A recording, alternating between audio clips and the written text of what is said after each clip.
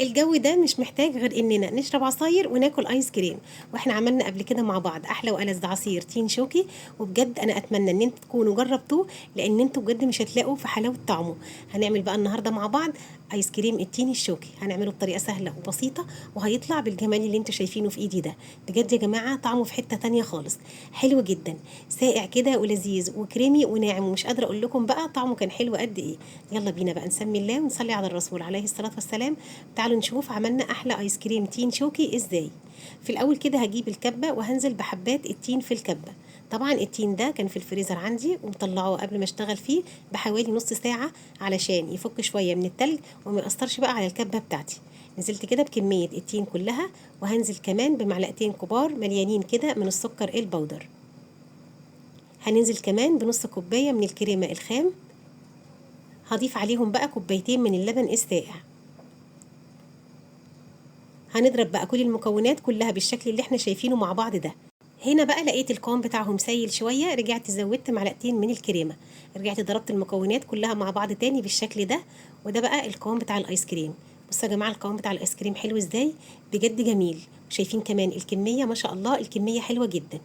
خلاص كده هجيب بقى علب التلاجة اللي عندي، وهبدأ انزل كده في العلب بالايس كريم بتاعي. شايفين حلو جدا. هننزل بالكميه كلها في العلب، وبعد كده بقى هجيب منجايه كانت موجوده عندي، وهقشرها واقطعها كده قطع صغيره. هنزل كده بالمنجايه على الايس كريم علشان يديني طعم حلو جدا، يبقى ميكس كده بين ايس كريم التين وبين كمان المانجا. بجد طعمه في حته تانية خالص. هبدأ بقى اقلب المكونات كده كلها مع بعضها كويس جدا بالشكل اللي احنا شايفينه مع بعض ده. شايفين؟ هقلب كده قطع المانجا مع الايس كريم، وهغطي بقى العلب بتاعتي دي وادخلها التلاجة مش اقل من 6 ساعات. هغطي كده العلب زي ما احنا شايفين مع بعض، وادخلها بقى التلاجة. وبعدين تاني يوم بقى او بعد 6 ساعات هطلع العلب بتاعتي، وهبدأ كده اطلع بقى الايس كريم الجميل ده. عندي بولة فيها مية سخنة، هنزل كده بمعلقة الايس كريم في المية السخنة، وهبدأ بقى اطلع الايس كريم. بصوا بقى الايس كريم ناعم وكريمي وحلو جدا.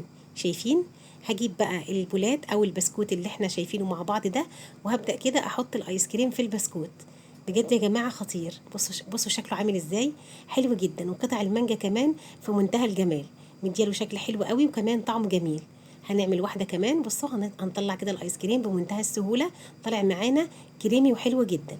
شايفين؟ عملنا بسكوتة تانية بنفس الطريقة، ممكن بقى تحطوه في بولات، ممكن تحطوه في كاسات، ممكن تحطوه في اي حاجة تعجبكم.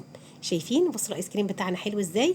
عايزاكم بقى تجربوه وتقولوا لي رأيكم فيه ايه. زينته كمان كده من فوق الوش برشه من الفستق الكداب عشان يديني الشكل الجميل اللي احنا شايفينه مع بعض ده. بجد خطير، احلى والذ واطعم ايس كريم تين شوكي ممكن تجربوه. جربوه، ما تنسوش بقى تصلوا على النبي عليه الصلاه والسلام في التعليقات، ما تنسوش كمان تقولي رايكم فيه ايه.